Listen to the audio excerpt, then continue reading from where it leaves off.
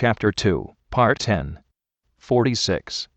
The construction of the Kaaba is described in the Quran as the work of Abraham and Ishmael, and the circumstantial evidence suggests that this may have been a common belief among the pre-Islamic Quraysh. Yet there is no evidence, Quranic or circumstantial, that such a claim was made by Muhammad or had been accepted by the pagan Quraysh for the various Hajj rituals. Their association with Abraham appears to have occurred well after the Hajj had been embraced as an acceptable and meritorious way for a Muslim to worship God. Please refer Quran verse 2 by 197 and 3 by 97. Absent the Abrahamic motif, the Hajj of Muhammad's Mecca disintegrates into an obscure series of acts centering not on Mecca, but on the mountain called Arafat, 11 miles east of the city. The Hajj, it has been maintained, originally had nothing to do with Mecca, as even the Islamic version of the ritual testifies. The climax of the Muslim Hajj was, and is, the standing at Arafat, followed by a procession to Mina, and sacrifice there, after which the pilgrim was free to remove the ritual vestments. More, it was common knowledge that not the Quraysh, but the Sufa, and later the Tamim, held the religious offices, the so-called permission at Arafat and Mina. And not only was Mecca not part of the original Hajj, there may have been no trading in the city in connection with its own rituals. Such, at any rate, one might conclude from the fact that the famous pilgrimage fairs and Meccas never numbered among them are associated with Arafat and Mina, and that the Quraysh seem to play no major role in them. Thus the Meccan ritual was at some point joined to the Hajj, probably by Muhammad himself. Please refer the Hajj by F. E. Peters, page 3 to 41, year 1994. 47. It may well have been Muhammad himself who determined that the Arafat ritual was the Great Hajj, and the Umrah the Lesser, a distinction nowhere apparent in pre-Islamic times. The distinction between Umrah and Hajj is already present in the Quran. Please refer verse 2 by 197. But the latter ritual, which became an obligation for every Muslim, may be a composite of several different cult activities, some at Mecca, some at shrines outside the city, woven, whether by Muhammad or by someone earlier, into a single liturgical act. The running between Safa and Marwa, for example, originally belonged to neither the Umrah nor the Hajj, and some Muslims in fact protested its inclusion in either. Objections that were presumably silenced by the revelation of Quran. Please refer verse 2 by 158. There is no evidence that Muhammad substantially altered any of the basic rituals of the Meccan pilgrimages, whereas he did modify the chaotic overflowing from Arafat and the time of the departure from Muzdalifah for Mina. So we may assume that the donning of special clothing and the entering into a taboo state was practiced in pre-Islamic Mecca, as it was elsewhere in the Semitic world. The ritual in the harem had chiefly to do with the circumambulation of the Kaaba, which in Islamic days included the greeting of the black stone, a gesture of touching, pressing, or kissing with abundant precedents in pre-Islamic practice, though of a very different import, as we shall see. Outside the harem, ritual required the devotee to run back and forth, another type of circumambulation, between the two hills of Safa and Marwa, the sites of the well-known idols of Azaf and Nila in pre-Islamic days. This latter ritual ended with the offering of sacrifices at Marwa. Please refer the Hajj by F. E. Peters, page 3 to 41, year 1994. 48. Nor could they circumambulate the house, except in the garment of the homes. If they had no such garments, they had to go round naked. If any man or woman felt scruples when they had no homes garments, then they could go round in their ordinary clothes, but they had to throw them away afterwards so that neither they nor anyone else could make use of them. The Arabs called these clothes the cast-off. They imposed all these restrictions on the Arabs, who accepted them and halted at Arafat, hastened from it, and circumambulated the house naked. The men at least went naked, while the women laid aside all their clothes except a shift wide open back and front. Please refer Ibn Ishaq 1955 by 87 to 88 and the Hajj by F. E. Peters, page 3 to 41, year 1994. 49.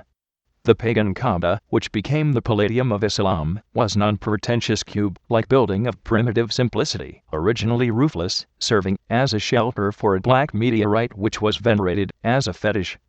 At the birth of Islam, the structure was that rebuilt in 608 probably by an Abyssinian, from the wreckage of a Byzantine or Abyssinian ship destroyed on the shore of the Red Sea. Please refer History of the Arabs by Philip K. Heady, year 1937, page 96 to 101. 50. Each pilgrim makes the tawaf or ritual circumambulation of the Kaaba, a ceremony that has changed little, if at all, since pre-Islamic times. He will make 7 circuits of the building in an anti-clockwise movement, during which he will try to kiss, touch, or otherwise greet the famous black stone which is set in a silver casing in the eastern corner. Muslims are taught that this is a fragment of the original temple, for the Kaaba is said to have been rebuilt several times before, during and after the Prophet's lifetime. Please refer Islam in the World by Malais Ruthven, year 1984, page 28 to 48. 51. I intend to put forward some of the evidence which has led me to think that the way in which the question is usually answered, both in the traditional Muslim literature and in works of modern scholarship, produces an inadequate account of the origins and development of the Muslim sanctuary, and I wish to propose the outlines of an alternative way of envisaging the Islamization of the Meccan sanctuary. The process of Islamization is not seen to involve any radical changes in the organization of the sanctuary, nor in the ceremonies associated with it. The Muslim sanctuary at Mecca continues to be seen as basically a continuation of the sanctuary of pagan times in the same place, and the Islamization of that sanctuary continues to be associated with the prophetic career of Muhammad. Please refer Studies on the First Century of Islamic Society by editor G.H.A. Jinebol, Chapter 2. And the Origins of the Muslim Sanctuary at Mecca by G.R. Hawding, page 23 to 48. 52.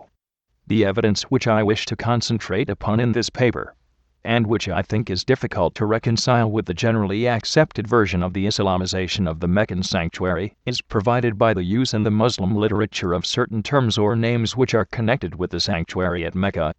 These names or terms, it must be emphasized, are now applied to some of the most important features of the Muslim sanctuary at Mecca, but the evidence seems to show that they originated independently of that sanctuary, and only later came to be used to designate features of it. Please refer Studies on the First Century of Islamic Society by editor G.H.A. Jinebol, Chapter 2. And the Origins of the Muslim Sanctuary at Mecca by G.R. Hawding, page 23 to 48. 53. Snookergrange's argument, which has become one of the most widely accepted ideas of modern scholarship on the beginnings of Islam, was that the adoption of the Meccan sanctuary by Muhammad is to be seen as a reaction to the rejection of him by the Jews of Medina.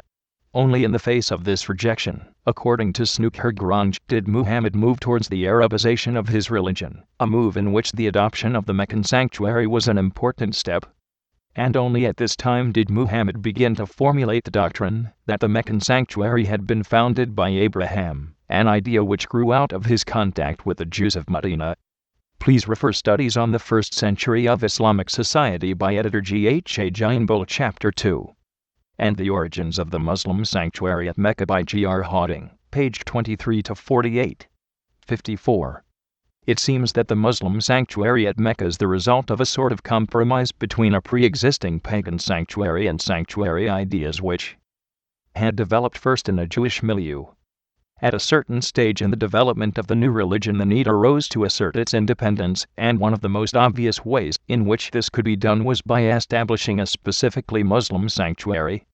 Please refer Studies on the First Century of Islamic Society by editor G.H.A. Jinebol, Chapter 2. And the Origins of the Muslim Sanctuary at Mecca by G.R. Hawding, page 23 to 48. 55. The Kaaba itself is frequently said to have been demolished and rebuilt. The black stone is on a number of occasions removed from the Kaaba and then restored to its place. The stone called Maqam Ibrahim is moved around by floods and by human actions. The well of Zamzam is discovered on 2 separate occasions. Al-Masjid al-Haram, explained as the mosque containing the Kaaba at Mecca, is several times rebuilt and enlarged. Please refer Studies on the First Century of Islamic Society by editor G.H.A. Jinebol, Chapter 2. And the Origins of the Muslim Sanctuary at Mecca by G.R. Hawding, page 23 to 48. 56. Even Muslim tradition recognized that the history of the sanctuary and its incorporation by Islam could not be presented as a simple, straightforward development. Furthermore, the traditional material on the history of the sanctuary is hardly of a sort to inspire confidence in it as a record of historical events. Sometimes we find the same basic material being made to refer to two allegedly separate events. Please refer Studies on the First Century of Islamic Society by editor G.H. Advisable, Chapter 2. And the Origins of the Muslim Sanctuary at Mecca by G.R. Hawting, page 23 to 48. 57. Even if we could discount the information which is obviously legendary or unhistorical in character, then the contradictions, overlapping and duplications which occur in the traditions about the history of the Meccan sanctuary would make it a hazardous, in my view, impossible, undertaking to write a straightforward narrative history of the sanctuary and its Islamization. Please refer Studies on the First Century of Islamic Society by editor G.H. Advisable, Chapter 2. And the Origins of the Muslim Sanctuary at Mecca by G.R. Hawting, page 23 to 48. 58. If we now look more closely at the use of a number of important names or terms in the traditions, it appears that on some occasions it is only with difficulty that they can be understood in the sense in which they are now used with reference to the Muslim sanctuary at Mecca. It seems that they have been redefined at some stage so that they have come to be used in a sense which is not their original one. Please refer Studies on the First Century of Islamic Society by editor G.H. Advisable, Chapter 2. And the Origins of the Muslim Sanctuary at Mecca by G.R. Hawting, page 23 to 48. 59. Leaving this question on one side, however, it seems clear that, whether the references are to Al-Maqam or Maqam Ibrahim, there is frequently some difficulty in reconciling the references with the Meccan sanctuary, as we know it, or some suggestion that they are not to the stone which now bears the name Maqam Ibrahim. The name has then been reinterpreted and applied to the stone which is now so called. Please refer Studies on the First Century of Islamic Society by editor G.H. Advisable, Chapter 2. And the Origins of the Muslim Sanctuary at Mecca by G.R. Hawting, page 23 to 48. 60. The Holy Monument. In Arabic, Al-Mashar al-Haram. It is a mountain in the farther part of Muzdalifah, where it is said Muhammad stood praying and praising God, till his face became extremely shining. This legend is probably adapted from the story of the shining of Moses' face on Sinai. Please refer a comprehensive commentary on the Quran by E. M. Worry, year 1896, page 362. 61. Every nature cult is inclined to regard a sacred object as a personal human being. When possible, this tendency often finds expression in clumsy attempts to interpret the sacred object anthropomorphically. Hence several of the Arabian stone fetishes were in process of becoming idols. Al-Ghalzad looked like the torso of a man of white stone, with a black head. In the Kaaba there was an actual idol representing the god Hubble. The sacred stone image was surrounded by consecrated territory, a hema, which often contained rich vegetation, and a natural water supply. In the sacred grove there was frequently a spring. Thus, on one side of the Kaaba was the well Zamzam, whose very salty and disagreeable water is still regarded by Mohammedans as particularly holy. Within a hema an animal could not be killed, nor a tree felled. Tame animals which fled into it could not be recovered, and some animals which had to be withdrawn from secular use because of ancient taboos, for example, female camels which had brought forth male colts for a number of years in succession, were placed in these sacred enclosures. As in other lands, so in Arabia, sacrifice was the method of establishing contact with the divinity. First, the sinews of the hind legs of the sacrificial animal, usually a camel, were severed so that it fell over. Thereupon its throat was cut with an archaic knife, and the blood was made to drop upon the sacred stone. The flesh was usually eaten by the sacrificer, but sometimes it was shared by guests whom he had invited to the feast. However, some sacrifices were consecrated entirely to the divinity. The sacrificial animal had then to be left lying upon the sacred place to feed the beasts and birds of prey. Some sacrifices were prescribed by traditional customs. Please refer Mohammed the Man and His Faith by Tor André, year 1936, translated by Theophile Menzel, year 1960, page 13 to 30. 62. When a boy attained the age of 7, a sheep was sacrificed, and the pagan hair, akika, of the boy was cut, from which act the whole custom, which Islam also adopted, receives its name. In offering a sacrifice, a large number of taboos had to be observed until the sacrifice had been completed, such as no drinking of wine, no washing or combing, no sex contact with women, wearing nothing upon the head, and carrying no weapons. In connection with the annual sacrifices, another cult form was retained, especially at the Kaaba. During a certain month, the Arabs of the vicinity assembled to walk around the sanctuary. This circumambulation, the tawaf, which even today constitutes the climax of the Mohammedan pilgrimage, began and ended at the sacred stone, and was supposed to proceed toward the right, that is, counter-sunwise. At the beginning or at the end of the ceremony, the black stone was sometimes kissed, or a bow was made with outstretched arms toward the wall between the stone and the eastern door. This usage is obviously related to the ritual dance, or the circling of the sacred object, the sacred tree, the maypole, or the fire. The purpose apparently being to come into close contact with the power residing in the cult object, or to evoke an especially strong response from it. In addition, this sacred encircling is a very typical example of the shifting of motive which often takes place within the same magico-religious rite. That is to say, the act is performed not merely in order to obtain power from the cult object, but also in order to bind with the divinity or power, to compel it, or to surround it a protective magic circle. Please refer Mohammed the Man and His Faith by Tor Andre, year 1936, translated by Theophil Menzel, year 1960, page 13-30. 63.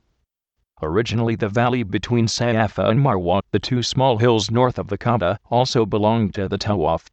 Another ceremony, which was not connected with the rites of the Kaaba before the rise of Islam, is the Hajj, the annual pilgrimage to Arafat, about 2 miles east of Mecca, toward Mina. This took place in a different month from the Tawaf. Those making it gathered and waited for the signal of the leader before beginning the journey to Muzdalifah, where the night was spent in watching. Just at daybreak they all proceeded to Mina. On the way they passed 3 stone heaps, upon which every participant cast a stone. At Mina an animal was sacrificed, and when the rite was completed the participants cut off their hair and put on their everyday clothes, as a sign that they were now leaving the Haram. In the main, this is still included in the pilgrimage to Mecca prescribed by Muhammad. Thus the rites of Arafat and Mina are so combined with it that the pilgrims must, after they have cut off their hair, go back to Mecca and perform a tawaf. Please refer Mohammed the Man and His Faith by Tor Andre, year 1936, translated by Theophil Menzel, year 1960, page 13-30. 64. So the ancient paganism of Arabia may in general be regarded as an undeveloped polytheism, in which a development had just barely begun, which would have gradually produced a pantheon consisting of a hierarchy of gods, formed by associating together a number of independent individual divinities. Please refer Mohammed the Man and His Faith by Tor Andre, year 1936, translated by Theophil Menzel, year 1960, page 13-30. 65. The rites and ceremonies connected with the Hajj and Umrah are exceedingly puerile and decidedly inconsistent with the spirit of Islam. The idolatrous customs of the ancient Arabs, though sanctified by the teaching of the Koran and the example of Muhammad, but poorly comport with the monotheistic teaching of the reformer of Mecca, and come far short of confirming the former scriptures. Its sanction by Muhammad is one of the darkest plots on his religion, and shows at the same time how far the politician of Medina differed from the preacher of Mecca. How his apologists failed to see the inconsistency of his conduct and teaching here, not only with the dignity of a prophet of God, but with the character of an honest man, is beyond our comprehension. The kissing of the black stone and the Yamani pillar was so manifestly inconsistent with the doctrine of Islam that naught but the example of the Prophet and the implicit obedience of his followers secured its perpetuation. The fiery Omar, place of monotheistic, non-idolatrous worship. The first mention of the Kaaba is found in the writings of Diodorus Siculus, who, about 60 BC, described it as a temple greatly revered by the Arabs. Accordingly, the Kaaba dates back at least to before the time of Christ. Please refer John Gilchrist, The Temple, the Kaaba, and the Christ, year 1980. 71. We do have clear evidence, however, that the Kaaba is not of monotheistic origin. We refer to the black stone built into its east corner known as Al-Hajar al-Aswad. Before Muhammad's time, the Arabs worshipped stones, and the black stone was one of these objects of worship. Not only was the kissing of this stone incorporated into Islam, but the whole form of the Hajj pilgrimage today is fundamentally that of the Arabs before Islam. Muhammad only changed the meaning of the formalities. He made no attempt to change the forms and rites of the pilgrimage themselves. Please refer John Gilchrist, The Temple, the Kaaba, and the Christ, year 1980. 72. Secular history knows of only one form of pre-Islamic veneration of the Kaaba, and that is the idolatry of the pagan Arabs. There is no corroborative evidence whatsoever for the Quran's claim that the Kaaba was initially a house of monotheistic worship. Instead, there certainly is evidence as far back as history can trace the origins and worship of the Kaaba that it was thoroughly pagan and idolatrous in content and emphasis. Please refer John Gilchrist, The Temple, the Kaaba, and the Christ, year 1980. 73. Similar shrines existed all over Arabia at the time of Muhammad. One still stands at the Al-Kabir Mosque in Yemen. It is strikingly similar to the Kaaba in Mecca. Please refer John Gilchrist, The Temple, the Kaaba, and the Christ, year 1980. 74. Al-Kindi, one of the early Christian apologists against Islam, pointed out that Islam and its god Allah did not come from the Bible, but from the paganism of the Sabaeans. They did not worship the god of the Bible, but the moon god, and his daughters Al-Uzza, Al-Lat, and Manat. Please refer 3 early Christian-Muslim debates, edited by N.A. Newman, Hatfield, Pa, IBRI, year 1994, page 357, 413, and 426. 75. Islam proved itself to be a separate and antagonistic religion which had sprung up from idolatry. Please refer 3 early Christian-Muslim debates, edited by N.A. Newman, Hatfield, Pa, IBRI, year 1994, page 719. 76. In Bulag al-Arab Fayahwal al-Arab, we read, the 4 sacred months, Riyab, Dhul al-Qaeda, Dhul al-Hijjah, and Muharram, had been considered sacred during the pre-Islamic period. Raids, taking revenge, or fighting and disputes were forbidden during them. If a man were to meet his enemy, who killed his father or brother, during these months, he would not quarrel with him. During the sacred months, the people were under restriction not to fight or make raids, and had to remove their spearheads, as a sign that they would avoid fighting at all costs. Obviously, Islam borrowed the hallowing of these months from pre-Islamic Arabs, and introduced nothing new into the world. Please refer as the Quran Infallible, by Abdallah Abd al-Fatih, Light of Life, page 127, non-Muslim. 77. The Romans and Abyssinians were identified with Christianity. Whole tribes and districts held up the banner of Judaism and waged war in its propagation. The Persian power was the exponent of fire worship, and the Arabs, in general, were devoted to that native idolatry which had its center in the national sanctuary of the Kaaba. The religion most widely prevalent in Arabia, when Muhammad began life, was a species of heathenism or idol worship, which had its local center in Mecca and its temple. According to a theory held by many, this temple had been sourcely connected with the ancient worship of the sun, moon, and stars, and its circumambulation by the worshippers had a symbolical reference to the rotation of the heavenly bodies.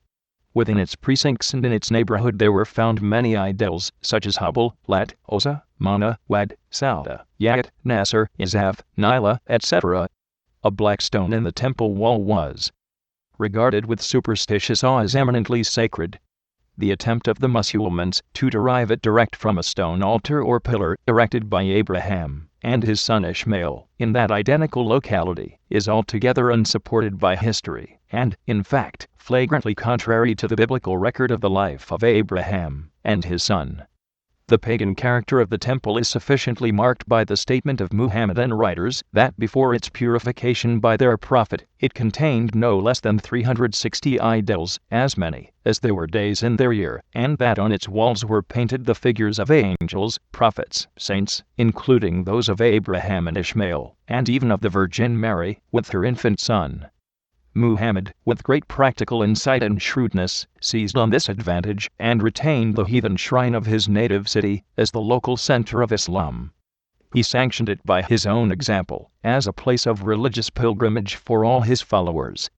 Please refer Muhammad and Muhammadanis by S.W. Kell, year 1889, page 17 to 19. 78. The customs of heathenism have left an indelible mark on Islam, notably in the rites of the pilgrimage, on which more will be said later, so that for this reason alone something ought to be said about the chief characteristics of Arabian paganism. Please refer Alfred Guillaume, year 1956, page 6 and 7. 79.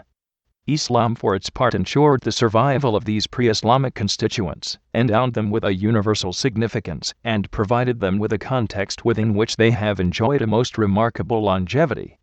Some of these significant constituents, nomadic and sedentary, the pre-Islamic roots which have formed the persistent heritage, deserve to be noted and discussed.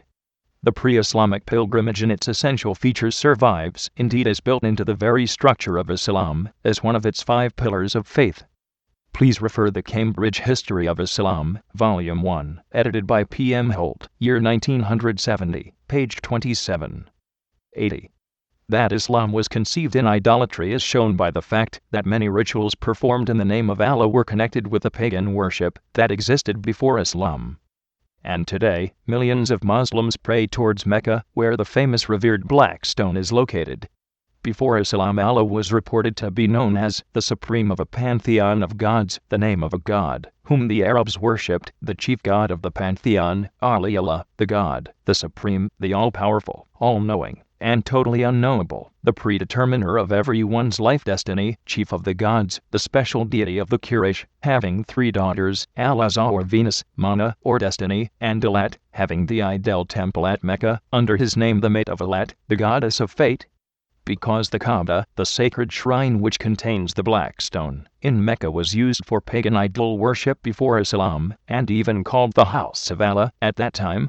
Because the rituals involved with the Islamic pilgrimage are either identical or very close to the pre-Islamic pagan idol worship at Mecca. Because of other Arabian history which points to heathen worship of the sun, moon, and the stars, as well as other gods, of which I believe Allah was in some way connected to. This then would prove to us that Allah is not the same as the true God of the Bible, whom we worship, because God never changes.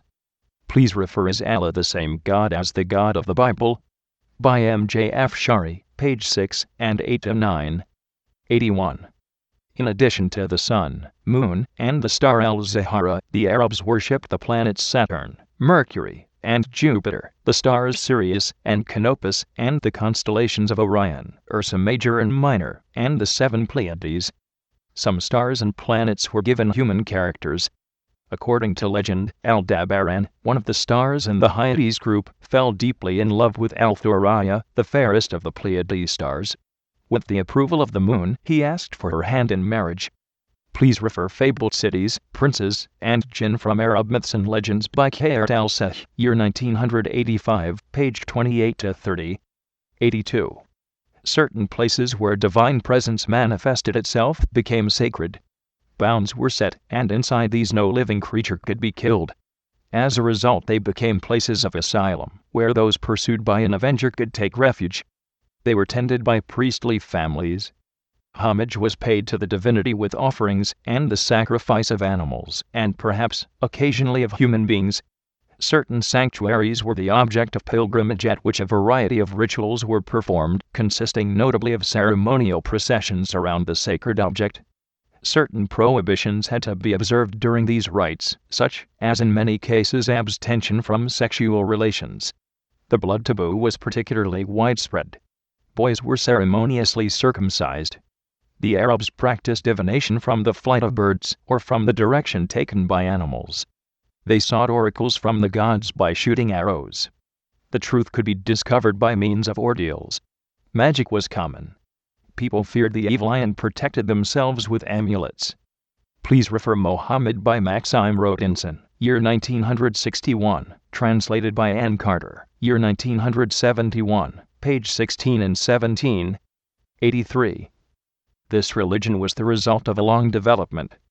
Prominent among the objects worshipped originally were stones and trees. These were sometimes regarded not as the divinities, but as their house or dwelling. Please refer Muhammad at Mecca by W. Montgomery Watt, year 1953, page 23 to 29. 84. 5 other gods are mentioned in an account of Noah verse 71. By 23, Wad, Saud, Yaeth, Yuqnasr, around 600 AD they were worshipped in Arabia, predominantly by South Arabian tribes, and seem to have been masculine. Please refer Muhammad's Mecca by W. Montgomery Watt, Chapter 3, Religion in Pre-Islamic Arabia, page 26-45. 85. Insofar as they were originally fertility deities, they would cease to have much meaning for those Arabs who abandoned agriculture for the life of the desert, since little of the regularity of nature was experienced there. On the other hand, many religious rites and practices were observed, especially pilgrimage. Please refer Muhammad's Mecca by W. Montgomery Watt, Chapter 3, Religion in Pre-Islamic Arabia, page 26-45. 86. On the other hand, certain practices continued, such as pilgrimages to sacred spots in and around Mecca. The haram, or sacred area of Mecca, was respected, but the violations during the War of the Fajr are probably signs of declining belief. In the crisis of the Meccan state, Abd Sufyan took the goddesses Al-Lat and Al-Uzzi into battle against the Muslims at Uhud. This recalls how the Israelites took the Ark into battle with them, and suggests that the remnants of pagan belief in Arabia were now at the level of magic. In this sense, many old ceremonies seem to have remained, but they are to be reckoned as superstition rather than religion. Please refer Muhammad at Mecca by W. Montgomery Watt, year 1953, page 23-29. 87. 196/2 The pilgrimage, or Hajj, a pre-Islamic Arabian custom taken over by Islam, with some modifications. The present verse is doubtless about the same time as the change of Qibla, when the actual performance of the pilgrimage would be difficult, at least for Muslims who had emigrated from Mecca. Please refer Companion to the Quran by W. Montgomery Watt, page 38. 88. Pre-Islamic deities. Pre-Islamic Arabian religion is commonly understood to be polytheistic.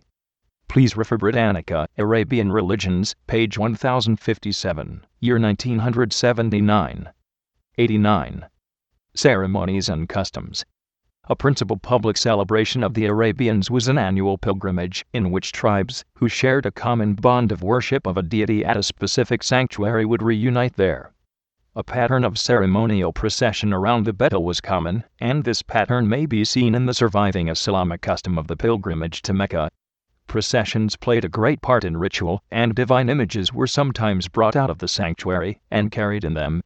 Another practice that left its influence on Islam was ceremonial abstinence.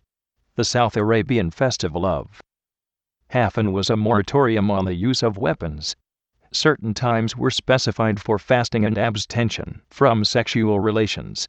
Burnt offerings and sacrifices were common. Some inscriptions mention numbers of animals sacrificed as high as 30 to 40. Sacrifices sometimes took place in a pilgrimage context, following the ceremonial procession around the Betel. The blood of the animal victim, or in some instances milk, as a substitute, was placed on the altar or Betel. Incense and libations also were used. Please refer Britannica, Arabian Religions, page 1059, 1979. 90. In northern Arabia, certain tribes looked after particular sanctuaries. In the role of custodian, a man would be known as a kahin or priest, but such personnel were not, as far as is known, set apart by ordination. Please refer Britannica, Arabian Religions, page 1059, year 1979. 91. The rites and ceremonies connected with the Hajj and Umrah are exceedingly puerile and decidedly inconsistent with the spirit of Islam. The idolatrous customs of the ancient Arabs, though sanctified by the teaching of the Quran and the example of Muhammad, but poorly comport with the monotheistic teaching of the reformer of Mecca, and come far short of confirming the former scriptures. Its sanction by Muhammad is one of the darkest plots on his religion, and shows at the same time how far the politician of Medina differed from the preacher of Mecca. How his apologists failed to see the inconsistency of his conduct and teaching here, not only with the dignity of a prophet of God, but with the character of an honest man, is beyond our comprehension. The kissing of the black stone in the Yamani pillar was so manifestly inconsistent with the doctrine of Islam that naught but the example of the prophet and the implicit obedience of his followers secured its perpetuation. The fiery Omar, kissing the stone, said, "Verily I know that thou art a stone, thou dost no good or harm in the world, and if it was not that I saw the prophet kiss thee, I would not kiss thee." Please refer Mishkat al-Mazabih, Matthews, Book 11. Chapter 4, Part 3. 92. According to D. Nielsen, the starting point of the religion of the Semitic nomads was marked by the astral triad, Sun, Moon, Venus, the moon being more important for the nomads, and the sun more important for the settled tribes. Please refer Studies on Islam by Merlin L. Swartz, New York, Oxford, year 1981, page 7. 93. The sheer volume of this literature would seem to contradict the remark made earlier that the documentation is meager, and that it is thus difficult to paint a complete picture of pre-Islamic Bedouin religion. The difficulty, however, is real. Works dealing with this subject contain a large number of inferences more or less justifiable by which the authors have attempted to compensate for the lacunae in the existing data. On the other hand, scholars frequently speak of Arabs, or even Semites, without always distinguishing between nomads and sedentary peoples. In general, however, most of the authors do differentiate clearly between the more developed civilizations of South Arabia and those in other parts of the peninsula. Please refer Studies on Islam, edited by Merlin L. Swartz, Pre-Islamic Bedouin Religion, by Joseph Henninger, year 1981, page 3-22. 94. We turn now to a consideration of the other tendency which considers the Bedouin religion to be older than that of the settled peoples. It assumes an evolution from the less developed to the more developed. Please refer Studies on Islam, edited by Merlin L. Swartz, Pre-Islamic Bedouin Religion, by Joseph Henninger, year 1981, page 3-22. 95. Another view which originated in the field of Semitic studies under the influence of E.B. Tyler and gained recognition was that of animism. According to this theory, in the most primitive phases of the development of religion there were no gods bearing distinct personalities, but only spirits, that is, collective and anonymous beings. The jinn are interpreted as representing this primitive phase, and the origin of a belief in them is often attributed to the Bedouin, whereas the settled people are credited with the creation of individual gods. Please refer Studies on Islam, edited by Merlin L. Swartz, Pre-Islamic Bedouin Religion, by Joseph Henninger, year 1981, page 3-22. 96. According to D. Nielsen, the starting point of the religion of the Semitic nomads was marked by the astral triad, Sun, Moon, Venus, the moon being more important for the nomads, and the sun more important for the settled tribes. Please refer Studies on Islam, edited by Merlin L. Swartz, Pre-Islamic Bedouin Religion, by Joseph Henninger, year 1981, page 3-22. 97. The persistence in the Koran of a belief in the jinn, and the testimony of pre-Islamic as well as Islamic literature adequately demonstrate its importance at the beginning of the 7th century. Please refer Studies on Islam, edited by Merlin L. Swartz, Pre-Islamic Bedouin Religion, by Joseph Henninger, year 1981, page 3-22. 98. Let us now examine these local divinities, which Muslim authors call idols, that is asnam, or companions, supposedly companions mistakenly associated with Allah. Local divinities because their cult was restricted to a certain place or to a particular tribe. In most cases we have very little information about them. We scarcely know their names or the places where they were worshipped, and often not even the real name, but a surname meaning, for example, Lord of such and such a place. The myths which might have been able to illuminate the character of these gods are almost entirely lost. In view of this, one can see why it is difficult to decide in each case whether the god in question owes its origin to the Bedouin or to sedentary peoples. It is undeniable that the Bedouin often borrowed gods from the latter, but, on the other hand, one cannot exclude the possibility that the Bedouin also had their own gods, as in the case of a god called after the name of a mountain. Please refer Studies on Islam, edited by Merlin L. Swartz, Pre-Islamic Bedouin Religion, by Joseph Henninger, year 1981, page 3-22. 99.